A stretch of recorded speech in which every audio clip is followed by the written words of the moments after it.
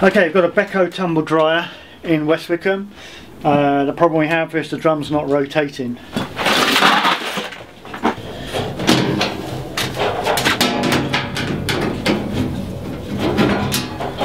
Okay, now we remove the drum assembly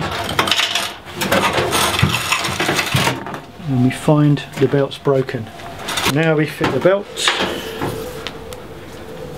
in the front.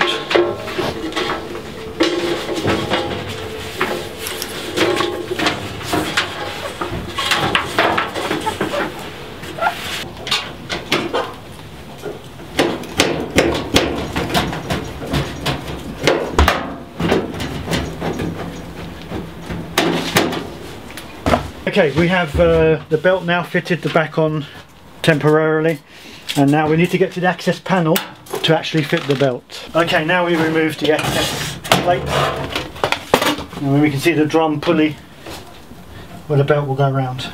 Okay, now we have the belt fitted. It's perfect. Now I just want to make sure it's lined up with the drum. You just twist it, make sure that's okay. Yes, perfect. We now finish by replacing the air ducting.